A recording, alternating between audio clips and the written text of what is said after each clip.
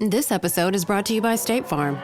From your morning podcast to your afternoon playlist, State Farm knows you personalize your entire day, and that's why State Farm helps you personalize your insurance with the State Farm Personal Price Plan. It offers coverage options that help protect what you care about most at an affordable price just for you. Like a good neighbor, State Farm is there. Prices vary by state. Options selected by customer. Availability and eligibility may vary. This episode is brought to you by LifeLock. It's tax season, and we're all a bit tired of numbers. But here's one you need to hear. $16.5 billion. That's how much the IRS flagged for possible identity fraud last year. Now here's a good number. 100 million. That's how many data points LifeLock monitors every second. If your identity is stolen, they'll fix it, guaranteed. Save up to 40% your first year at LifeLock.com/podcast. Terms apply. This podcast contains adult themes and language, and some of the things that we discuss may be disturbing to some listeners. In this podcast, we discuss sexual assault, torture, race, and murder. Listener discretion is advised. Please take care of yourself.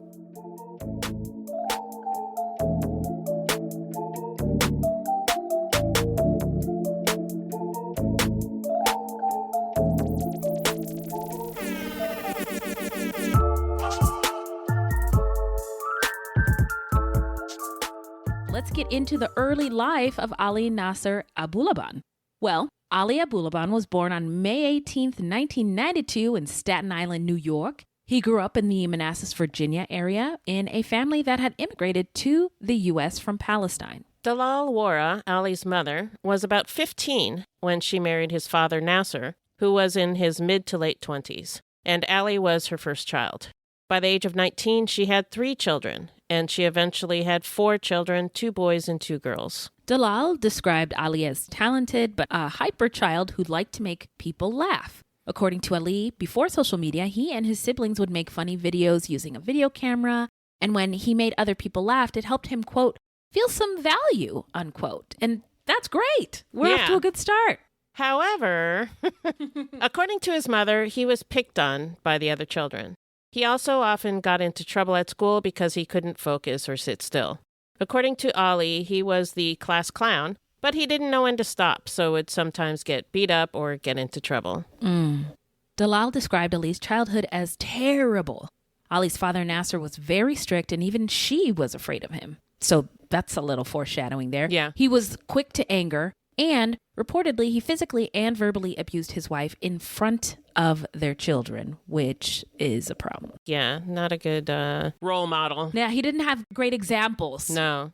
Ali said, quote, everything was an overreaction, violent, explosive, unquote. He said that he would hold his younger siblings on the couch as his parents would fight and chase each other around the house. Quote, I would have my little sister on one arm, my brother on the other arm, and we would just cry seeing them, unquote. That's really heartbreaking. Yeah. I just feel for the little boy and his little siblings that they had to endure that. According to Ali, being the oldest child meant that there was a lot expected out of him, but he couldn't live up to his father's demands. He said he was afraid of his father before he could even understand what the fuck that meant. I laugh, but it's not funny. No, I think this is a struggle of many male presenting or males assigned at birth that at one point you don't know whether to hug or like beat up your father, right? There's this sizing up, that happens with men. I've heard, I don't know. So a forensic psychologist who later testified at his trial said that Ali told her that he was always a disappointment to his father, who would say that he looks like him, but had the brains of his mother. Oh, jeez. And that his brother was the golden child of the family. So patterns of devaluing other people. Yeah, women especially, Yeah. So we are seeing those seeds. And he said that his father started physically abusing him as a young teenager and would often hit him with things. To all my brown people listening and kids of immigrants, that's not always unusual. Yeah, the shoes. The shoes, yeah. My mother would be an Olympic gold medalist in sandal throwing.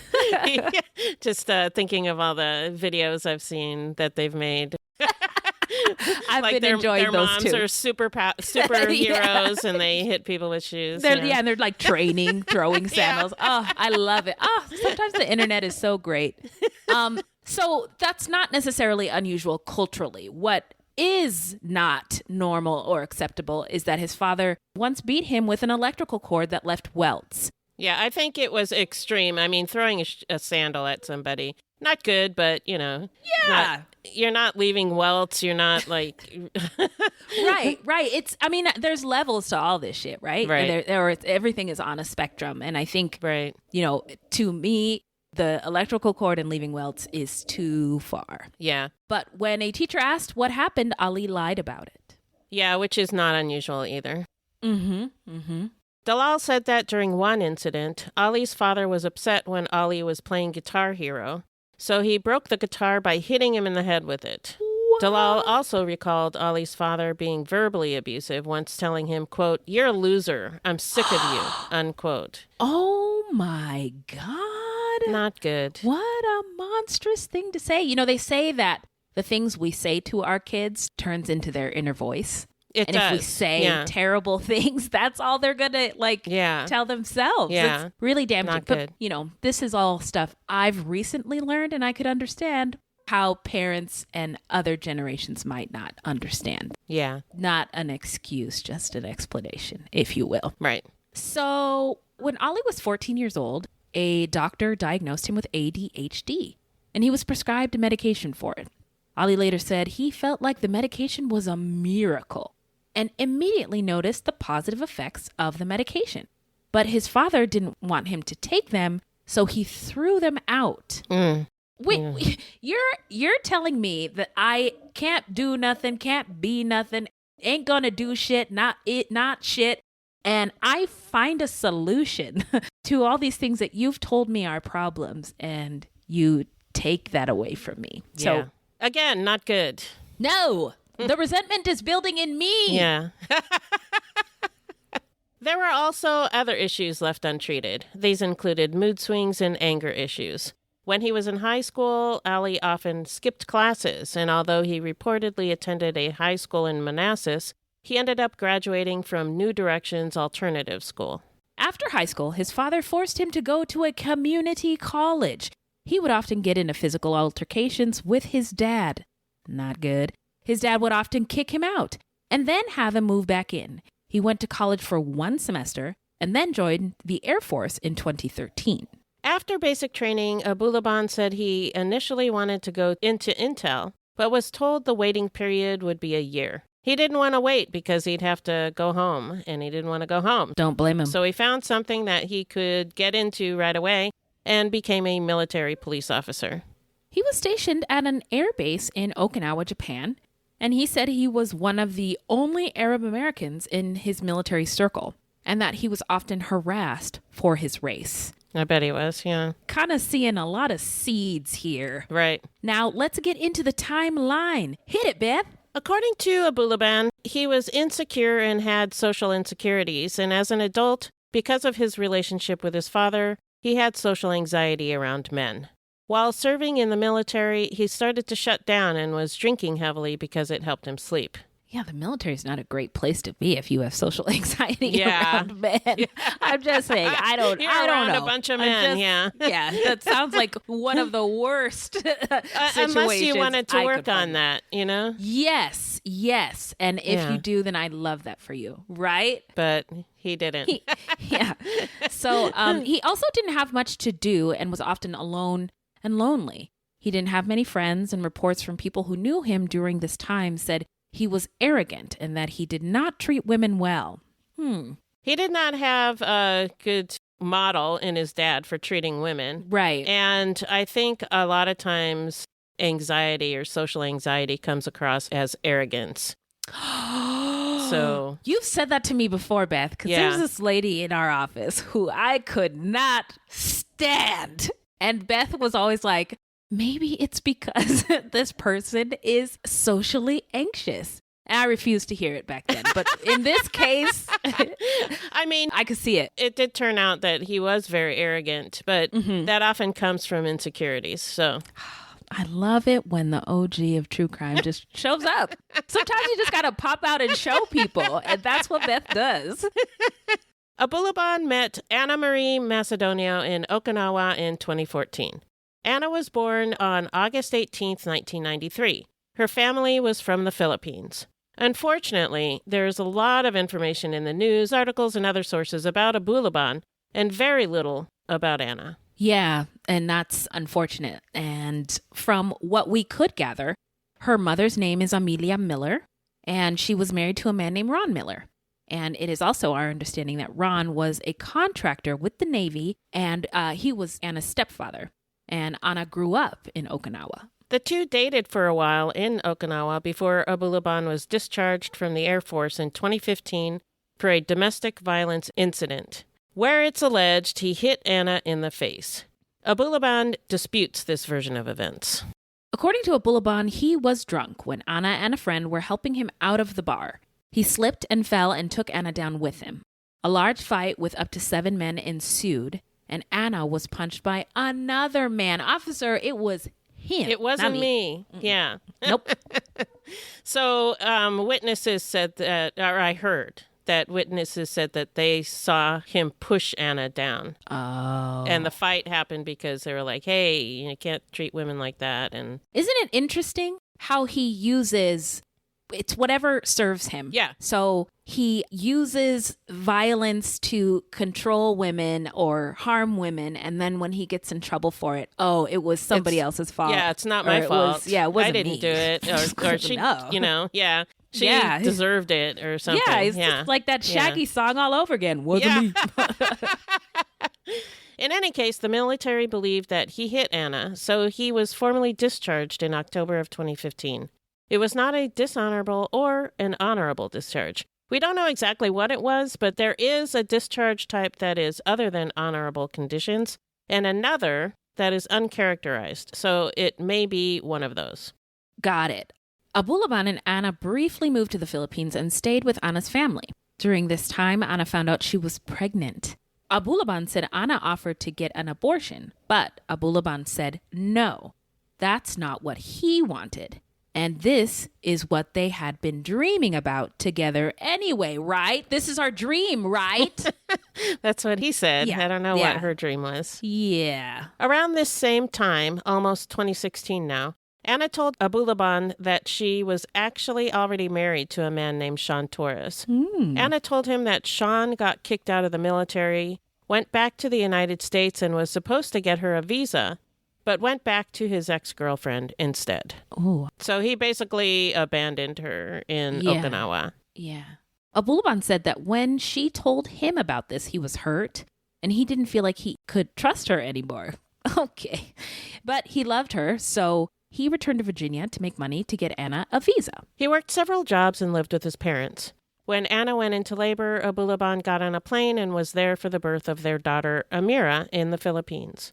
After the visa approval, which took about 9 months, Abulaban, Anna, and their daughter lived with his parents in Virginia. The couple married on January 27th, 2017, about a year after Amira was born.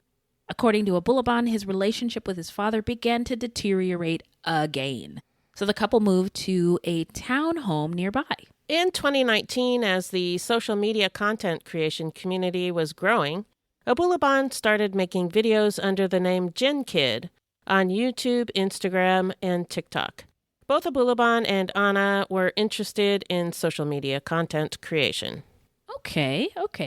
They're on the same page. Yeah. Seems like things are okay. So Abulaban found success on TikTok, where he created comedy-based skits with impressions of characters from Scarface, John Wick, and the video game Skyrim. Scrim. Oh, that's my favorite. Skyrim is what it is called, among others. And Anna was very supportive. She was the one behind the camera, and she also set up lighting and did his makeup if he needed it for a skit. One of the first videos he posted on TikTok went viral, getting over 17 million views. Wow, that's impressive. That's impressive stuff. So, and I've seen his videos. I mean, I didn't think they were funny, but, you know, he was consistent and he was creative, and those are all things that check boxes and get you that monetization that everybody wants so bad.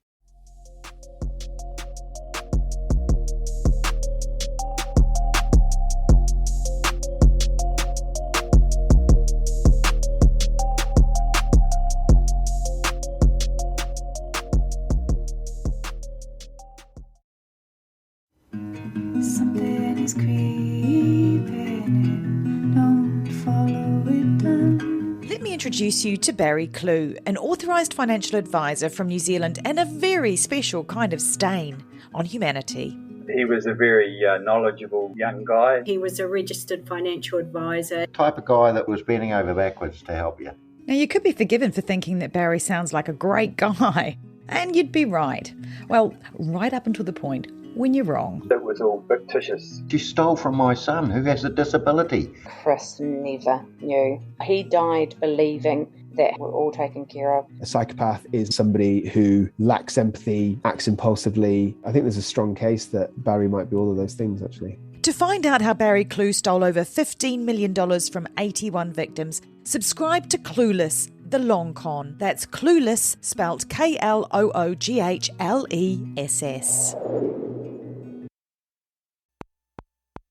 This December, Christmas gets creepy with the Empty Coffin Podcast. This is host Greg Hansberry, and we are unwrapping the dark side of the holidays. This month, we revisit the haunting tragedy of a rock legend's final performance. The band was on. They had just started their opening song. The killer walks across the stage, gun drawn. We revive the forgotten tradition of telling ghost stories for Christmas. There's this miserable, sour old man who spends all the time on his own in the graveyard, and the goblins take him. And we sink our teeth into Nosferatu lore. This story cropped up that the actor who played Nosferatu was so convincing that he was an actual vampire. The Empty Coffin Podcast is part of the Evergreen Network. Subscribe on your favorite app and have yourself a scary little Christmas. So Abulaban grew a massive following online, and Anna was sometimes featured in his videos. By the way, Anna is one of the most beautiful women in the world. Yeah. Anna was a popular content creator herself, mainly on Instagram. She focused more on creating aesthetic and beautiful lifestyle content, but they occasionally collaborated to create content portraying their lives in a positive light as a seemingly sweet and successful couple. Yeah, that's how you know the internet's not real. I know, but I wish it was sometimes. But then, I mean, it's not real, but it looks so good sometimes. Yeah. Just looks so good. And I wonder if she concentrated on creating aesthetic and beautiful lifestyle content because her life was a mess.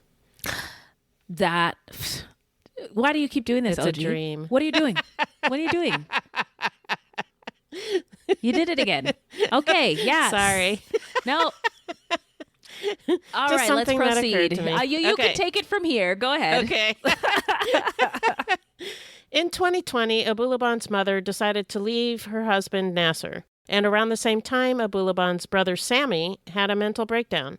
Sammy, who was 25 at the time, was at a shooting range and stole a gun. He then took the gun to a major highway and just started shooting at random cars from his vehicle. Oh, my God. Yikes. What? Yeah. He then called 911 to report a shooting. He was arrested. He told on himself. Wow. Yeah. He was arrested and confessed, telling the investigators that he wanted to kill people and spend the rest of his life in jail. Sammy was charged with multiple felonies and spent some time in a psychiatric hospital. So a lot was going on in the Abulaban family, and it was also at this time that Anna began to push for a move to San Diego, where a number of her friends lived. I think she was lonely living in Virginia, didn't have any friends. Yeah, that makes sense. You know, and you have a kid, right? Yeah. And community is really important when you're like a mom and you have kids. Right. Yeah. Abulaban was an aspiring actor who wanted to break into movies and television. So he was okay with moving to California and being closer to Hollywood. Any mention of family in his remarks or making my wife happy or anything like that? Not that I read. Okay. Nah. So the couple moved to San Diego with their daughter in February of 2021 and moved into the Spire San Diego high-rise apartments in East Village. Sounds very fancy. Abulaban got a job in the IT department at the Naval Air Station on North Island. Anna relished being surrounded by her friends. Rayburn Cardenas Barron, known as Ray, was among these friends. He was born in Mexico in 1992 and moved to San Diego sometime later in his life. According to his family, he was the glue in his family, always reaching out to bring everyone closer and known for putting his family first. He sounds like an amazing guy. A really nice guy, yeah. A stark contrast to Abulaban. Yeah. He was also known as a loyal friend who could always be counted on to be there in a time of need. While Anna and Ray were friends, their mutual friends said that among their circle, it was a known fact that Ray had a crush on Anna. According to Abulaban, the move to San Diego marked the beginning of the downfall of their relationship due to quote-unquote lifestyle choices. He alleged that her friends were hard partiers. This feels like projection to me. It sounds like bullshit, yeah. Yeah. However, Anna's friends described Abulaban as selfish and needy, and they didn't want to hang out with him. Don't blame him. He was, no fun. An asshole. So they said that the move just exacerbated the existing issues within the couple's relationship. According to Abulaban's cousin, Louis Marinari, Anna's social life flourished when they moved to San Diego, which caused Abulaban to become angry and jealous. Quote, his wife was going out with friends, and he wasn't involved, and he wanted to control her. He wanted to know what she was doing every time of the day, unquote. And I also heard that he would, if they were together and her phone rang, he would pick up the phone and screen it before he would let her answer. What? Yeah. And I should also point out that it feels like it's insidious and it's in small increments, right? So people wondering, why didn't she leave, right? These things were small. It doesn't all happen at once. Yeah. At the same time, Abulaban's popularity on social media attracted a lot of attention from women, and Anna's friends allege that Abulaban cheated on her multiple times. The jealousy and mistrust that stemmed from all of these issues created a very toxic environment. Abulaban became regularly abusive and controlling towards his wife. He later admitted to heavy and constant cocaine usage after moving to San Diego and said that his cocaine addiction made him violent. He was also becoming increasingly erratic. Okay, this is where we insert a doing drugs. So he even took recording himself berating and threatening Anna. This is wild. And posting the videos online. What did he think was going to happen? Yeah. So in one social media live stream, and I did watch one of these videos, he loomed over her and scolded her, telling his followers not to get married because he threw his life away on her. I don't know how he expected that fans would like that. It was just so gross and awful. Yeah, that's not what he was thinking. He was thinking he was shaming her in front of everybody. That's what he was thinking. And she does it again. Yeah. She does it again. Do you know, Beth? Okay, so when I was trying to analyze his abuse and their relationship, I've been watching a lot of marriage story clips on Instagram. Okay. And psychologists and marriage counselors will put this is him being extremely insecure and having no more options. So he turns to rage. Yeah. Anyway, I should have just saved my time because you already got all the information. You just keep it up over there. So in other TikTok live videos, Abulaban is seen yelling at Anna and snorting cocaine. What? He accuses Anna of cheating, calls her a bitch and a whore, and argues with her. This is all on live TikToks. My God. Wow. He threatens to tell police that she beat him up too, telling her, quote, say goodbye to your citizenship, Ms. Filipino, unquote. Oh my God. So basically in every way that he's been harmed throughout his life, he's doing to her. He's harming her. Mm-hmm. Yeah. Abulaban's defense attorney later alleged that Anna was abusive in her own way. Okay. And Abulaban's mental health spiraled amid his, quote, fruitless attempts to keep her happy, unquote, which also exacerbated his undiagnosed bipolar disorder. And I am sorry, it sounds like he has done nothing to improve himself in any way. No. And it's just so gross that they're trying to blame Anna. Her, yeah, It is gross. And in any case, the couple's disputes escalated quickly to physical altercations and incidents of domestic violence. Anna called the police on 9 separate occasions beginning in July of 2021. She even considered getting a restraining order against him, but was discouraged by her mother-in-law. Yeah, the mother-in-law. I got words for her later. So Abulaban also made multiple calls to 911 in which he expressed concerns about himself. Maybe he didn't realize that police have internet and can watch videos too. But in one of the calls, a police dispatcher felt Abulaban was having some kind of mental breakdown and referred him to services that could assist him. I don't think he ever did anything about it, though. I didn't read anything about how he did anything. Yeah, and we'll get to the trial, but he is clearly not somebody interested in introspection and self-improvement or any of those things. Yeah. So according to Clifford Gania, Abulaban's manager, Abulaban began working for him in March of 2021, and from March through July, there were no issues with his employment. However, beginning in July of 2021, Abulaban would sometimes just not show up for work, or he would not work full days. That month, Abulaban requested a short-term disability leave. Oh, interesting. So Abulaban did his leave, and then he returned to work in September of 2021. And according to his manager, at first, everything was fine, but Abulaban quickly fell back into old patterns, and he was missing work again. And the Abulaban's relationship continued to spiral out of control. After multiple instances of domestic violence and accusations of infidelity, Anna sought to leave the marriage. The final straw came in September when she said Abulaban slept with another woman who lived in their building. This allegedly led Anna to start seeing Ray Barron. By October 21st, Abulaban and Anna were no longer living together. Anna was living in the apartment with Amira, and Abulaban was staying in a hotel. But Abulaban had copied a key to their apartment, so he still had access to it. He said he also downloaded an app on their 5-year-old daughter's iPad. He did this in order to turn it into a listening device. That's gross. How dare you? Yeah. And also, what the fuck? 3 days before the murders, Abulaban's cousin Louis hung out with Abulaban and said that Abulaban was acting strange. Louis said Abulaban thought the separation was temporary, that he was in denial about it, and thought they were going to get back together. He also said, quote, "He pulled out a bag of cocaine, and then I was like, you're going to get us all in trouble." He's like, "I'm Gin Kid. Nobody can touch me because I'm Gin Kid," unquote.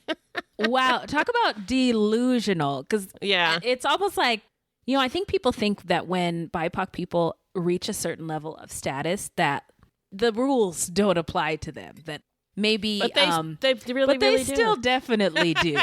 They still definitely do. Nobody gives a fuck about Gin Kid. This is cocaine, and they will still take us to jail.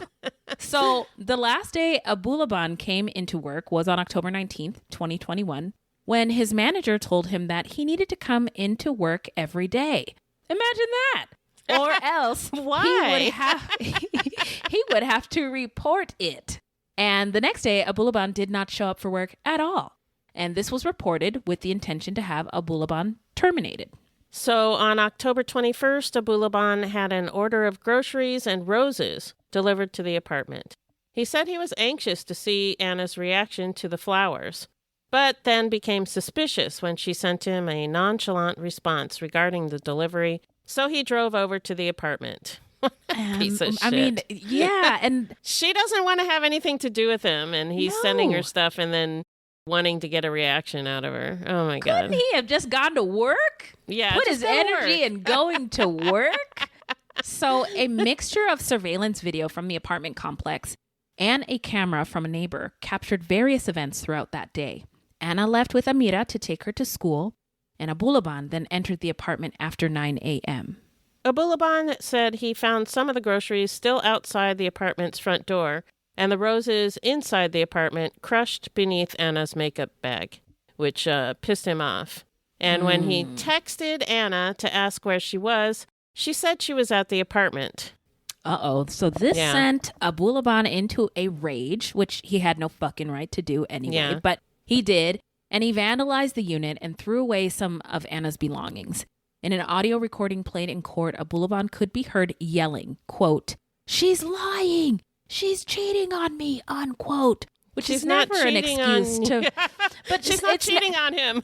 Even if she was, that's not an excuse to destroy somebody's home or kill them. Yeah.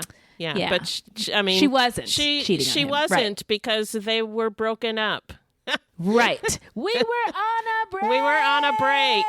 Remember from Friends? Yeah, Friends. Yeah. Abulaban then placed his daughter's iPad behind the bed to use it as a listening device to catch Anna with another man, and he left. When Anna came home to find that the apartment had been vandalized, she texted Abulaban, quote, "I want you out of my life once and for all," unquote. So see how clear she has been? Yeah. And it seems odd that he just didn't He doesn't get it. Yeah. Later that day, Anna and Ray Barron were seen on surveillance video going into the apartment. A friend said that Anna planned to file a restraining order against Abulaban that day, but she just never got the chance. Back at his hotel room, Abulaban was listening to the audio coming over the app when he heard Anna and another man talking. So he immediately sped back over to the apartment. His movements throughout the property were captured by a number of surveillance cameras. Around 2:50 p.m. that day, Abulaban was seen on video going into the parking garage and up the elevator to the 35th floor. Once on the 35th floor, a neighbor's security camera captured the audio of Abulaban opening the door to the apartment, the door shutting, and within 3 seconds, gunshots. Between 6 gunshots, you can hear Anna screaming. After the 6th shot, Abulaban is heard yelling, "Anna! Anna!" several times. Moments later, he is seen on camera in the hallway talking on his cell phone. Okay, so now let's get on into the investigation and the arrest. So here's what I got for you. After the shooting, Abulaban called his mother and told her that he killed Anna. She initially didn't believe him, but then he sent her a photo of the bodies as proof, which is all kinds of fucked up. Gross. And she said she immediately deleted it, hung up the phone, and fell on the ground. She then drove from Las Vegas, where she was living, to San Diego, worried about where her granddaughter was. Abulaban also called 911 at about 3:10 p.m. to report that he found both victims dead in the living room. He later claimed that he called to get Anna and Ray medical attention because he wasn't certain whether or not they were dead. But I think he was trying to say that he found them, but there was too many video cameras. Yeah, sorry, pal. Yeah. Isn't it funny how video takes down a video star? Does anybody else think that's ironic or poetic or something? Something, yeah. So the 911 dispatcher asked him to stay on the scene, but Abulaban quickly ended the call, saying he had to go. Neighbors who heard the gunshots saw Abulaban leaving the condo, and these are neighbors who are probably familiar with all of the goings-on with this couple and family. So he then drove to his 5-year-old daughter's school and picked her up, later saying that his intention was to drop her off with family. When police arrived at the apartment, they found Anna and Ray dead on the couch in the living room. Barron had been shot 3 times in the head and neck at such close range that the medical examiner found soot on his cheek. Anna Abulaban was shot in the middle of her forehead. Oh my gosh. Wow. Within about 45 minutes, police located Abulaban in his car and pulled him over. Abulaban said that shortly before he was arrested, he told Amira, quote, "I hurt mommy. Now I have to go," unquote. And he still had the gun with him. Yeah. And I wonder what would have happened if the police didn't catch him. Hopefully he wasn't going to hurt Amira, but I guess we'll never know. Yeah. Abulaban was charged with 2 counts of first-degree murder. He confessed to the murders, but claimed that Anna provoked him into killing her and Ray. The judge issued a protective order to keep Abulaban from seeing his daughter. So now let's get into the trial. So Abulaban's trial did not start until 2 years after the murders, which you can imagine would be really, really hard and challenging for the family members. Yeah. It ran from May 1st to the 29th. And that was this year. Whoa! Jesus! Yeah. The defense conceded that Abulaban killed Anna and Ray, but made an argument for second-degree murder charges rather than first degree, claiming the collapse of his marriage drastically affected Abulaban's mental health. Do you believe me? No, I don't believe you. Okay. Or I don't believe them. Yeah, that's what I thought. Thanks. At the beginning of the trial, prosecutors dimmed the lights in the courtroom and showed video recorded from a neighbor's security camera. Only a building corridor could be seen, but the audio was crystal clear. 5 shots, a woman's scream, another shot, and then silence. Dr. Francesca Lehman, a clinical and forensic psychologist retained by the defense, testified that she talked with several of his family members and friends. She attempted to contact Abulaban's father to conduct an interview, but he never responded. Yeah. Oh my gosh. What a piece of shit. Another. Yeah. His dad was right? Ah. I'm sorry. Watching too much Game of Thrones. Prophecy this, fire and ice that. I'm sorry. I got distracted. Sorry. She diagnosed Abulaban with bipolar 1 disorder, complex trauma, alcohol and stimulant dependence, and unspecified personality disorder with borderline, antisocial, and narcissistic features. That's awful. That's a terrible mix of shit. Yeah, it's a bad mix. Imagine, though, if there was universal health care and we didn't have to wait till somebody did something bad to get these diagnoses and help. Yeah. I don't know. Or if you couldn't afford it to go see somebody. Yeah. Imagine. So his mother, Dalal Wara, also took the stand and testified about his difficult childhood. His attorney, Jody Green, told the jury that he acted out of passion and provocation, which is only okay for men. Right. If you were a woman abused or trafficked in some way, you can't use that excuse. No. Rather than from judgment or malice. She said that his worsening mental health stemmed from his childhood trauma and cocaine addiction, and that Abulaban was, quote, in the grips of mania, unquote. Deputy DA Taryn Brast countered that argument, saying, quote, heat of passion does not apply when you walk into an apartment that you had bugged with a key card you were not supposed to have, to a fight that no one else knew was happening but you, and you brought a gun.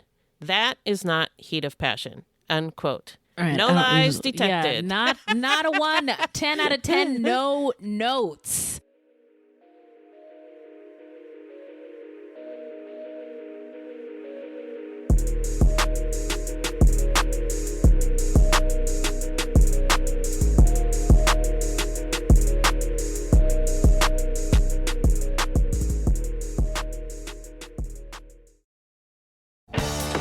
Still getting around to that fix on your car? You got this. On eBay, you'll find millions of parts guaranteed to fit. Doesn't matter if it's a major engine repair or your first time swapping your windshield wipers. eBay has that part you need, ready to click perfectly into place for changes big and small. Loud or quiet, find all the parts you need at prices you'll love. Guaranteed to fit every time. But you already know that. eBay. Things, people, love. Eligible items only. Exclusions apply. One of Abulaban's friends, Konstantin Sarakanis, testified about the times he saw Anna and Abulaban together. He claimed that Abulaban had been empathetic toward Anna, but claimed that Anna was not kind. He said prior to Anna and Abulaban moving to San Diego, he never saw the two using drugs in Virginia. Sarakanis said that when he learned of the drug use, he told Abulaban to get away from Anna to get control of his drug usage. But that didn't seem to happen.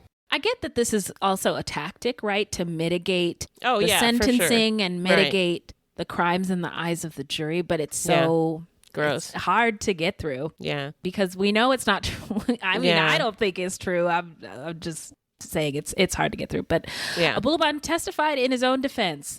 What a fucking fool. He was a volatile witness, to say the least, sometimes having angry outbursts and sometimes crying. He testified that the couple's relationship was tumultuous, and he confessed to using drugs. He also admitted to physically abusing Anna, stating, quote, I was just very impulsive, unquote. So it's not my fault. I was just an impulsive guy, that's all. Yeah, no, that's cool. That doesn't work. Abulaban testified to meeting Ray Barron at parties around San Diego and said that Ray often made flirtatious remarks to his wife, which he did not like. Abulaban said that he was startled to find Anna with Barron on the couch. Abulaban said, quote, him of all people, I couldn't believe that she could do that to me. Oh my God. Unquote. Abulaban said in court, this is laughable. This is a laughable really excuse for doing something horrible. Abulaban said in court that he snapped when he saw the two of them together. He said, quote, "My gun was in my hand, and next thing I'm shooting, and I can't stop," unquote. Abulaban was his own worst enemy at court. If you watch any of the videos, he was terrible. And at one point, as a witness was testifying to Anna's relationship with Ray, Abulaban blurted out, "Bitch!" Like, oh my God. Wow. Yeah. You should do that. If I was on the jury, I'd be like, yeah, you're guilty as fuck. Guilty as fuck. Yeah, and I noticed his courtroom behavior is he was very rude to the prosecutor, for sure. female who was a woman. him. Yeah. Mm-hmm. And when she would ask him questions, he would respond to the judge and ask the judge questions, right? Like almost like God. The female lawyer didn't matter. Or she the jury didn't exist. matter. He didn't look at any of them, only the judge. Like he could only see Respect the person of authority in that room, which also basura behavior. Yeah, not good. So the jury began deliberating after closing arguments on May 24th. On May 29th, the jury returned with a verdict, finding Abulaban guilty on both counts of first-degree murder, an intent to kill with malice aforethought, instead of second-degree murder, which is intending to do with malice and not premeditated. Yeah, it was definitely premeditated. Yeah. Sure was. And the jury said so we don't have to say allegedly. As the verdict was read out, Abulaban became emotional, wiping tears from his face as the gallery cheered. Boo fucking who. Yeah. So now let's get into where are they now? I'll tell you. Well, despite not posting since his arrest, Abulaban's social media profiles were still active and growing. And in 2022, he even had more followers on his TikTok than at the time of Anna and Ray's deaths. It's been reported that his account has since been banned by TikTok, but you can still find his videos on there, which I don't know. I don't know why, but... I don't either. Yeah. Because, I mean, Instagram is so fucked up, Instagram and TikTok, that certain creators cannot use certain words or put up certain images. And that's why they say you have to say like unalived and stuff like that because it's banned. But so I don't know. Is okay? That is weird. Yeah, there's like a bunch of Jin Kid accounts. There's like Jin Kids with an S and other ones that use the name Jin Kid. And so his videos are still on there. Oh my gosh. It's weird. Yeah. Well, I would hope that whatever profits those videos are making from whatever content is out there, that they go to his daughter. Yeah, one would hope, but probably I don't know. not. Just a thought I had. Speaking of his daughter, from what we understand, Amira now lives with Abulaban's mother. Unfortunately, in most stories, Ray Barron is mentioned only as an afterthought, so we could find very little about him. Yeah, so if anybody listening knows more information about Ray, we have started getting feedback from listeners, like when we announce, hey, we looked for information about this victim or that victim, and we've been getting feedback. So if you're listening to this and you knew Ray Barron or you knew Anna Abulaban and you have wonderful things to say about them or their memories, please let us know. Yeah.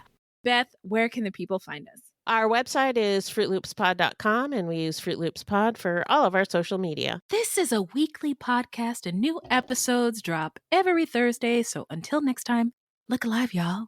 It's crazy out there.